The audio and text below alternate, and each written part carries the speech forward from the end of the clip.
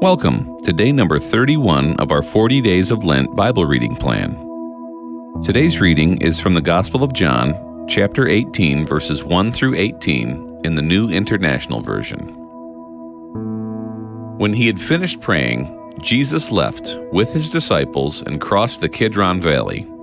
On the other side there was a garden, and he and his disciples went into it. Now Judas, who betrayed him, knew the place because Jesus had often met there with his disciples. So Judas came to the garden, guiding a detachment of soldiers and some officials from the chief priests and the Pharisees. They were carrying torches, lanterns, and weapons.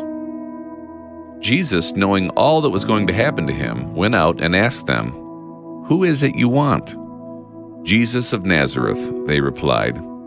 "I am he," Jesus said. And Judas the traitor was standing there with them.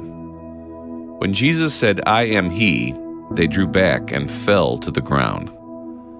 Again he asked them, "Who is it you want?" "Jesus of Nazareth," they said.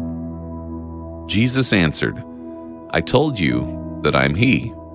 If you were looking for me, then let these men go." This happened so that the words he had spoken would be fulfilled. "I have not lost one of those you gave me." Then Simon Peter, who had a sword, drew it and struck the high priest's servant, cutting off his right ear. The servant's name was Malchus.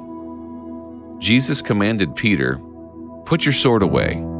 Shall I not drink the cup the Father has given me?" Then the detachment of soldiers with its commander and the Jewish officials arrested Jesus. They bound him and brought him first to Annas, who was the father-in-law of Caiaphas, the high priest that year. Caiaphas was the one who had advised the Jewish leaders that it would be good if one man died for the people. Simon Peter and another disciple were following Jesus. Because this disciple was known to the high priest, he went with Jesus into the high priest's courtyard. But Peter had to wait outside at the door.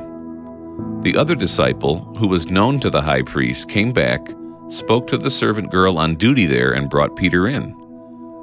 "You aren't one of this man's disciples too, are you?" she asked Peter. He replied, "I am not." It was cold, and the servants and officials stood around a fire they had made to keep warm. Peter also was standing with them, warming himself. This is the gospel of the Lord.